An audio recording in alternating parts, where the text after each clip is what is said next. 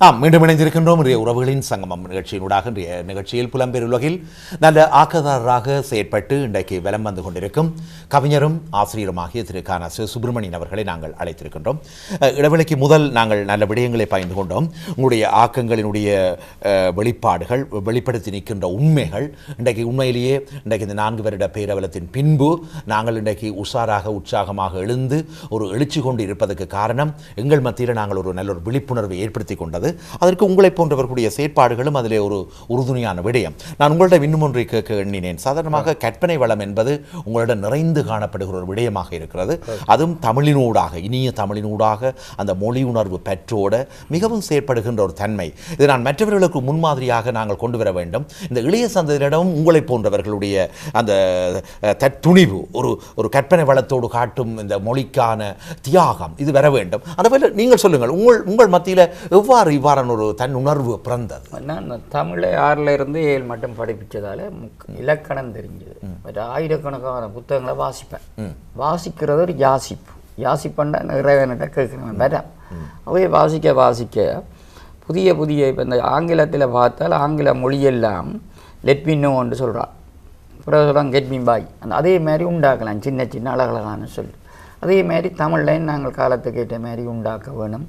பழைய கால இப்போ அகர முதல எழுத்தெல்லாம் ஆதிபகவன் முதற்றி உலகம் என்று விளங்கினாலும் சில தேவாரங்கள் விளங்காது. ஆகவே நான் இலகு தமிழில் தான் காதலில் இருந்து தத்துவங்களில் இருந்து எல்லாம் செய்வேன்.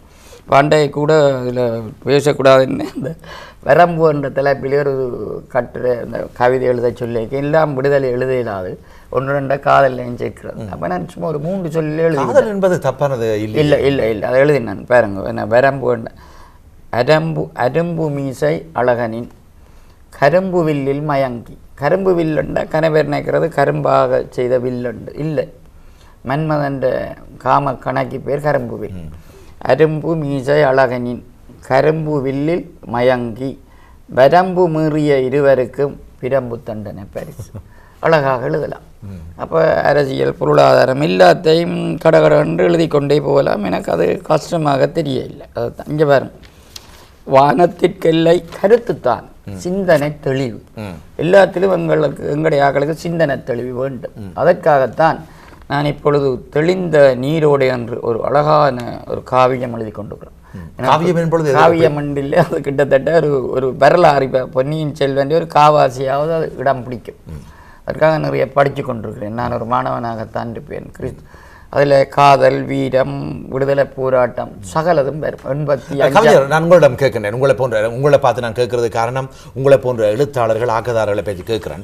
இன்றைக்கு எங்களோட புதிய சந்ததியினர், இன்றைக்கு நான் உங்களோட புத்தகம் இந்த அச்சனை பூக்களாக இருக்கலாம், ஒவ்வொரு புத்தகங்களாக இருக்கலாம், இவையெல்லாம் எங்களோட இளைய சந்ததியினர் விரும்பி படிக்கின்ற ஒரு புத்தகங்களாக மாற வேண்டும். அது உண்மையில் நான் இறைவனுக்கு யாசிக்கிற ஒரு விடயம். என்னென்று சொன்னால், நாங்கள் ஒரு குறிப்பிட்ட வர்க்கம்தான் நாங்கள் திரும்ப எங்களோட வரலாறை படித்து கொண்டிருக்கிறோம். எங்களோட புதிய சந்ததியினர் அல்ல உங்களோட பேரப்பிள்ளை அல்ல உங்களோட பிள்ளைகள் அல்லது இனி வரப்போற சந்ததியினர் இந்த எங்களோட வரலாற்றை இப்போ நீங்க சொன்ன அந்த வரம்பு என்ற தலைப்பிலான அந்த இனிய தமிழிலால நீங்க படிக்கின்ற அந்த கருத்து ஓவியத்தை எவ்வளவு தூரம் பருக போயினோம். அப்ப நீங்க எவ்வளவு எளிய முறையில் அதை கொண்டு போக போறீங்க? நான் இப்போ ஒரு அண்மையில் ஒரு ரேடியோவில் பேர் சொல்ல விரும்பல சொன்னாலும் பரவாயில்லை. அந்த பாமுகம் என்ற ஒரு ரேடியோவில் சுவிட்சர்லாந்தில் இருந்து சில பிள்ளைகள் உருத்திரகுமாரற்ற பிள்ளைகள் இருந்தும் என்னோட அழகாக அங்கேயே பிறந்தவர்கள். பயிற்சியும் அதாவது தளர்ச்சி இருக்கக்கூடாது. தமிழில் பயிற்சி உயர்ச்சி அற்புதமாக எழுதி கொண்டிருக்கிறார்கள். எனக்கு பெரிய சந்தோஷமாக இருக்குது. அவர் ஜெர்மன் மொழி படித்து அங்கே சுவிட்சர்லாந்தில் வேறு மாநிலங்களில் வேறு ஆங்கிலத்தில் படித்து தமிழில் அந்த பிள்ளைகள் எழுத வைக்க நாங்கள் அற்புதமாக எழுதலாம். பாடல்கள், கவிதைகள் எல்லாம். இங்கே பாருங்க, வானத்திற்கெல்லை நீ அல்லவெனிலும் நாங்கள் ஒரு தரம் இல்லை. ஈழ வானத்திற்கெல்லை நீயும் பர ஷோர்ட் அண்ட் ஸ்வீட். எங்கட நிலங்களை காப்பர் தேவ கானத்தின் அமுதை நீ பொழியா விடினும் அழகாக நீ பாழா விடினும் இள தேசத்தின் குயிலாய் நீயும் விடியலை கூவு. அவர்களுக்கு புலங்க. இப்போ என்னுடைய பிள்ளைகள் என்ற பேரன் சொன்னால் நான் டோன்ட் லைக் தமிழ்ண்டா. நான் சொன்னோம் உனக்கு 6 வயசு நீ படித்தே ஆகணும். இப்போ இங்கே வந்து 3 மாதம் 6 பிள்ளைகளை கூப்பிட்டேன். தண்ணி மாரி இப்பொழுது வாசிக்க தோண்டிட்டாங்க. இப்போ முதல் வாரம் கண்ணா வரி, அடுத்த வாரம் மெய் எழுத்து, இந்த எழுத்து, அடுத்தால உயிர் மெய் எழுத்து. தமிழில் ஒரு பெரிய அழகு, வாழ்க்கைக்கும் அது ஒரு தத்துவம். உயிர் என்றது உடம்பு, உயிரும் உடம்பும் சேரைக்க உள்ளம். ஆகவே இந்த தமிழும் பாருங்க உலகத்தில் இல்லாத மொழிகளுக்கு இல்லாத அழகு உயிரெழுத்துக்களான மெய்யெழுத்துக்களுக்கு என்ன இதுகளும் உயிர் மெய்யெழுத்துக்களாகிய உள்ளமும் சேரிக்க எங்களோட வாழ்க்கை இந்த உள்ளமண்டது நற்சிந்தனைகளும் நற்செயல்களும் ஆகவே அழகழகான கவித்துவ சொல்லுகள் எழுதப்படும் பொழுது எல்லாம் பெறும் பாருங்க கடைசியில் கொண்டு போய் ஆயுத எழுத்து வச்சிருக்கிறார்கள் ஆயுதம் காப்பாற்றுறதுக்கு அதை காப்பாற்றும் ஆகவே ஒரு அழகான மொழி அழகான பண்பாடு அது எப்படி இதை சொன்னாலும் எழுதி கொண்டே இருக்கலாம் இதை பாருங்க இதை எனக்காக இந்த ஒரு இதை கேளுங்க கேடயமான ஈழப்புலிகளை உடைத்த தந்திரக்கூலான இந்தியா மோடைய சிங்கள இனத்தை அடக்கும் மந்திரக்கோள் தான் அல்ல என்கிறது படு பாதகங்களை புரிந்துவிட்டு அண்மையில் இந்த பாரதிய ஜனதா கட்சி தலைவர்கள் சொல்லியிருந்தார் அப்பயே இந்த தந்திர கோலால் உடைச்ச நீங்கள் படு பாதகங்களை எல்லாம் கொலை களவில் இருந்து பஞ்சமா பாதகங்களை இங்கே செய்த நீங்கள் உங்களோட வேத இதுகளுக்கு காந்தியத்துக்கு எதிராக ஆண்டவன் பாருங்க ஒவ்வொரு விதிக்கும் அந்த செயற்பாடு எதிர்வினை இருக்குது அதை பாருங்க உங்களோட கண்ணுக்கு முன்னால எல்லைகளை விழுங்கும் சீனப்பாம்பின் தன் எல்லைகளை விழுங்கும் சீனப்பாம்பின் தொல்லைகளால் துவண்டு மகுடி வாசிக்கும் இந்தியா பயந்து போய் மகுடி வாசிக்கும் இந்தியா இந்தியத்தின் உழைப்பும் பிழைப்பும் மண்கவும் வெட்கக்கேடு அது பெரிய வெட்கக்கேடு உனக்கு இந்த தேவை இல்லாமல் இங்கே வந்து எங்களோட பிரச்சனையை கேட்குற இந்த பிரச்சனையை தீர்க்க தெரியாது இன்னும் எல்லை புறங்களில் கண்கொள்ளா காட்சிகளாய் இன்னும் ராக்கனின் களி நடனம் அவையோட எல்லா புறங்களும் உண்மைதான் பெரிய சந்தோகமாக இந்த கவிதை எழுதின நீங்கள் பலசாலிகளாக இருங்க ராஜராஜ சோழனுக்கு பிறகு இந்த 8 லட்சம் பேரும் அடிமைகளாகத்தான் தமிழகத்திலும் இங்கேயும் இருக்கிறாங்க இந்தியா அந்த வட மாநில அந்த அரசியல் ஆதிக்கம் என்ன நினைக்கிறதுன்னு சொன்னால் தமிழனை அடிமையாக வைத்திருக்க வேண்டும் அடிமை கூலிகளாக சிங்களவர்கள் மறுத்து விட்டார்கள் தென்னந்தோட்டத்தின் தேயிலத்தோட்டங்களுக்கு கூலிகள் தமிழனைத்தான் எல்லா நாடுகளுக்கும் அமெரிக்காவில் கூட முழுக்க இதுதான் அவைகளை தலைமையில பெற விடாங்க கவிஞர் நாங்கள் உங்களுடைய மற்ற ஆக்கங்களையும் கேட்கணும் அதுக்கு முதல் என்னுடைய மனதில் உதிக்கிற ஒரு விடயத்தை உங்களை போன்ற ஆக்கதாரர்களிடம் நாங்கள் இன்றைய அவலத்தை சொல்ல வேண்டிய ஒரு தேவை இருக்கு இன்றைக்கு நாங்கள் கலையை இழந்தம் கலாச்சாரத்தை பாரம்பரியத்தை எல்லாம் மறைபோய் கொண்டிருக்கிறோம் அதே நேரம் நீங்கள் இன்னொன்றையும் கூட அடுத்த வர்ற ஆக்கங்களை நீங்கள் புதிய புதிய ஆக்கங்களை உருவாகுற முறையில் உங்களுக்கு சில தகவல்களை நாங்கள் பரிமாற வேண்டிய தேவை இருக்கு இன்றைய தாயத்தில் பார்த்தீங்கன்னு சொன்னால் திராட்சை கொடிகளையும் எங்களோட பாரம்பரிய வளர்ந்த பனை வந்தால் அது உடனே எங்கட வடகிழக்கு இந்த தாயகம் வந்து பரசாற்றி நிற்கும் ஏனும் கூட நீங்க வாழ்ந்த பிரதேசம் பச்சில பள்ளி காலடி வச்சால் தின்ன மரமும் பனை சோலைகளும் இருக்கும் இன்றைக்கு என்ன செய்ய போயிடும் தெரியுமா இந்த பனஞ்சோலைகளை இந்த சிங்களவர் எல்லாத்தையும் அழித்து விட்டு ரப்பர் தோட்டங்கள் கொண்டு வருவதற்கு திட்டமிடுகிறார்கள் பாருங்கள் பயிரில கூட அடையாளத்தை எங்களை பயிர் அடையாளத்தை கூட எங்களோட மண்ணில இருந்து பறிப்பதற்கான திட்டங்கள் வருகிறது அப்ப திட்டமிட்ட ஒரு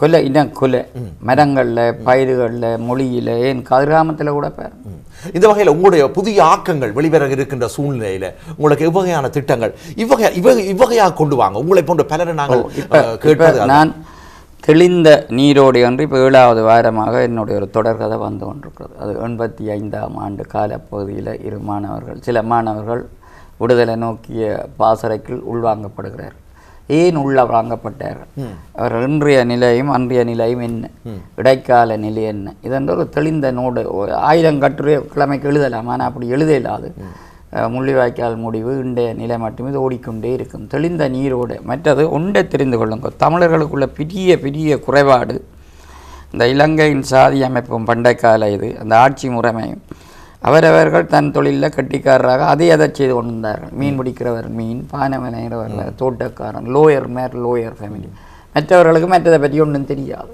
அரசியலுக்கு அரசியல் தலைமை இப்போ அரசியல் தலைமை எங்களுக்கு இல்லாத காரணத்தாலே எல்லாரும் ஒரு கட்சி அரசியல் நடத்தி அது குடிசார் மக்கள் சார்ந்த அரசியல் தலைமைகள் இல்லாதபடியாக தான் நாங்கள் தோற்று போயிருக்கோம் ஆகவே எல்லாரும் மக்கள் அந்த திருக்குறள் ஒரு வசனம் சொல்லுவது என்ன நிறைவு குறைகளை அகற்றுற நிறைவுத்தன்மை உடைய அரசனும் இறைவனுக்கு சமமானவனான் தான் ஆகவே நாங்கள் நிறைவான வாழ்க்கை வாழ வேண்டுமானால் யார் என்னென்ன குறை செய்கிறார்கள் என்ற எல்லா குறைகளையும் நாங்கள் கண்டுபிடிக்க வேணும் ஒரு ஆள் சார்ந்து வாழுகிறோம் இந்த பிள்ளைக்கு காரோட தெரிய வேணும் டாக்டருக்குரிய தன்மைகளை தெரிய வேணும் அரசியல்வாதியின் தன்மை தெரிய வேணும் எல்லாரும் ஒரு ஆள் பயந்து அந்த நாட்டிலே ஒன்றிணைஞ்சிருக்கோம் இப்போ நான் மனிதன் என்னோட பாருங்கோ நான் முழுமை என்று சொல்ல இல்லாது கண் சொல்ல இல்லாது நான் தான் கட்டிக்காரன் என்னால் அண்ணி இருக்கிறான் காசு சொல்லும் இல்லை நான் நடக்கிறேன் அதே மாதிரி கண் காது தலை தோல் அதே மாதிரி எல்லா தொழிற்செய்கிறவர்களும் இந்த ஈழன்றதுக்கு ஒருதலுக்கு ஒரு ஆள் பயந்து நடக்கக்கூடியதாக ஒருதற்ற குறைகளை மற்றவர் கண்டுகொள்றாங்க விழிப்புணர்ச்சியோடு இருக்கும்.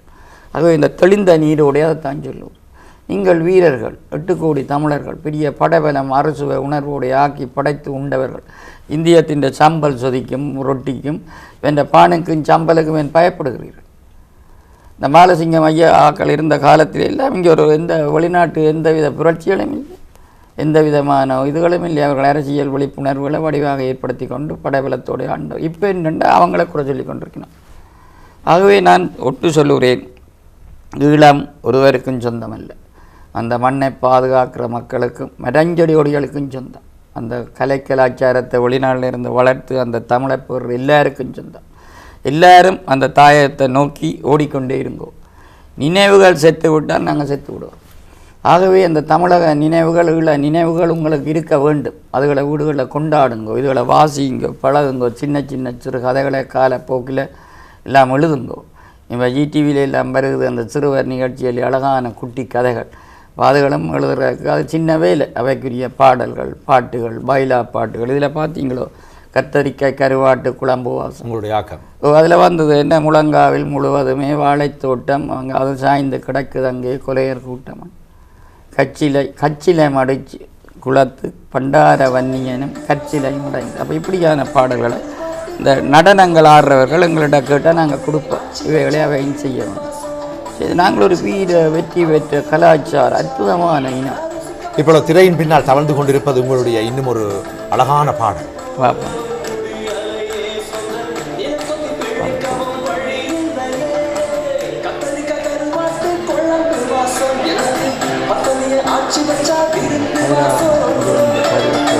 எல்லாரும் இணைந்து கைதட்டலாம் இந்த பாடல்.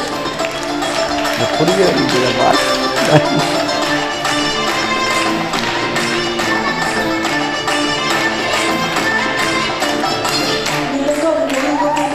இந்த கருவான்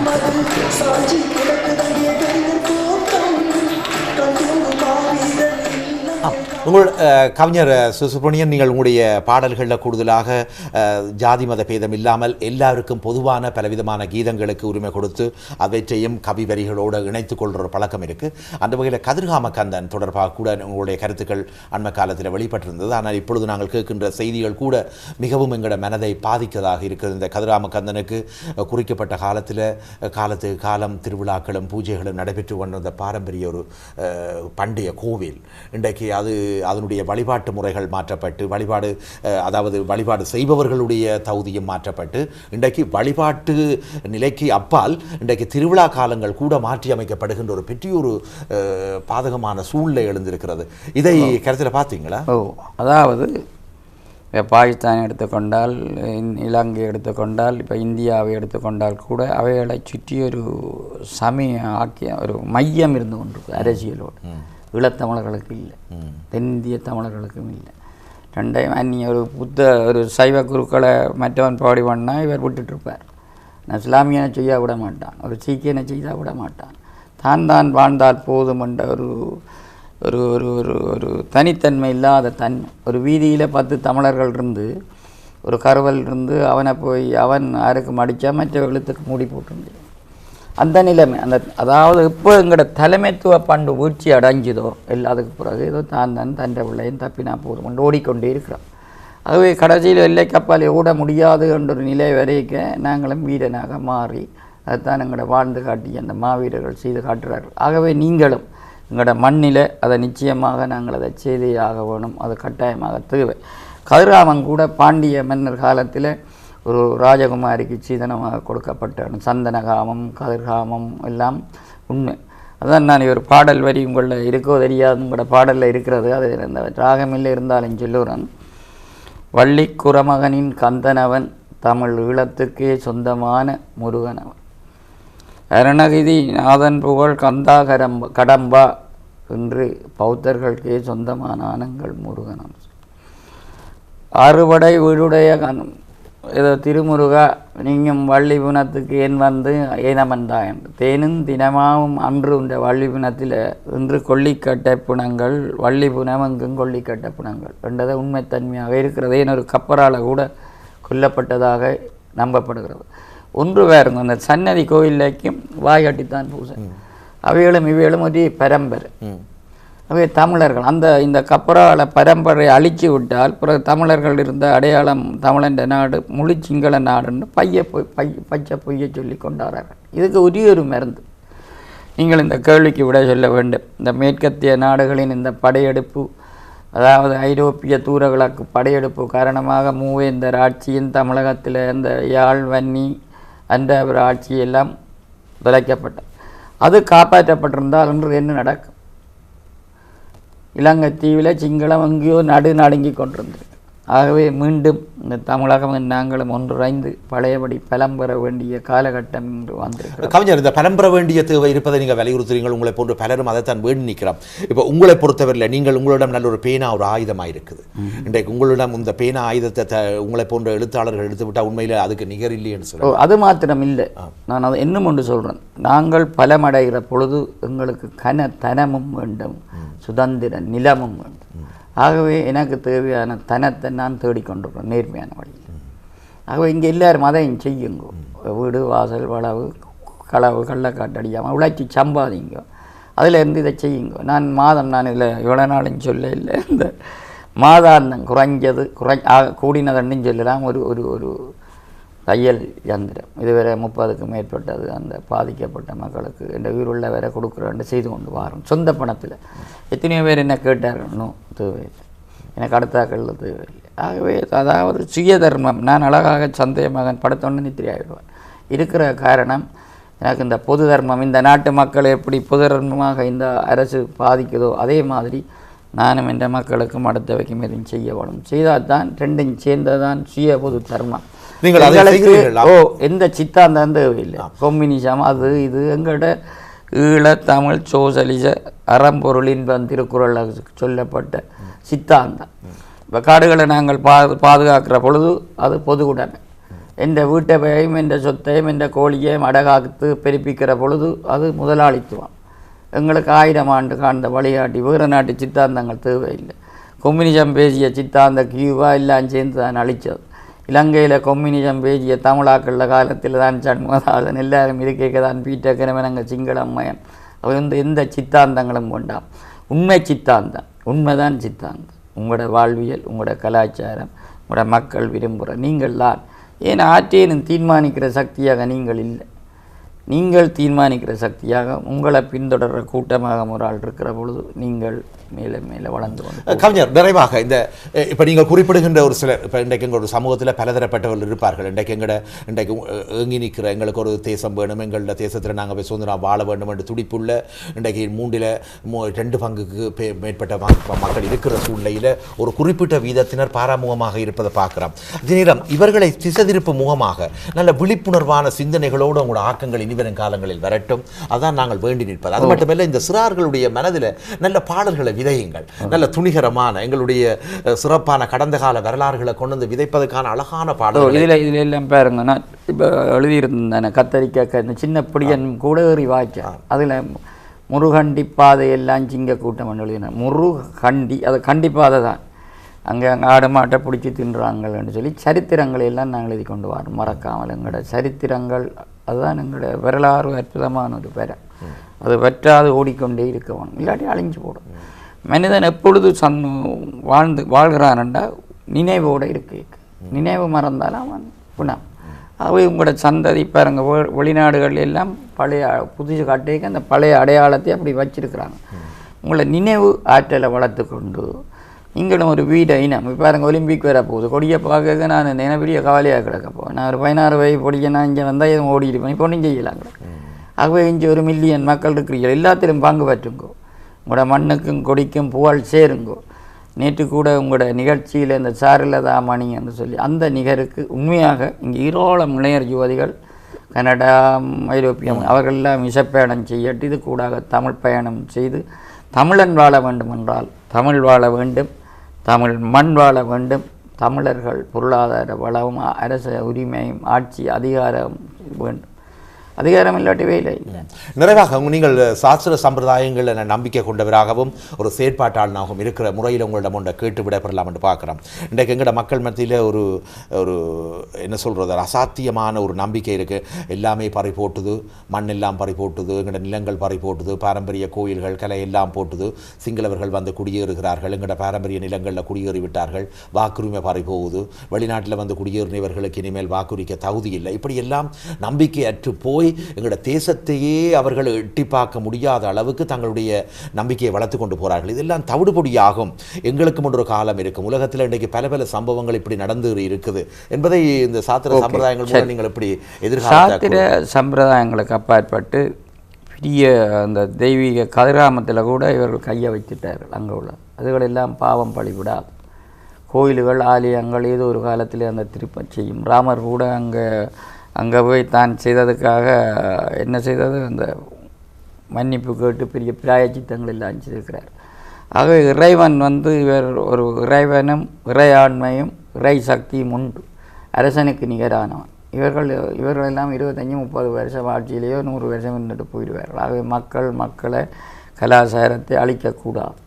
ஆகவே நாங்கள் ஒரு தோற்றுப்போன கோழைத்தனம், விழுந்தவன் எழும்பியோட தொடங்கினா வெற்றி, சோர்வாக படுத்திருந்தால் அவன் துளைஞ்சான். ஆகவே சோர்வை விட்டு எழுந்து ஓடுங்கோ. இந்த வீர புலிக்கொடிகள் விமானத்தை செய்தார்கள், கட்டமைப்பை செய்தார்கள். ஒரு பெண்ணில் தொடியிலால் உலகமே பயப்பட்டுதான், பயத்தில் தான் செய்தவர்கள் அவங்கள. ஆகவே உங்கள்கிட்ட அது சின்ன விஷயம். என் அண்மையில் இவர் சொல்லியிருந்தார், அந்த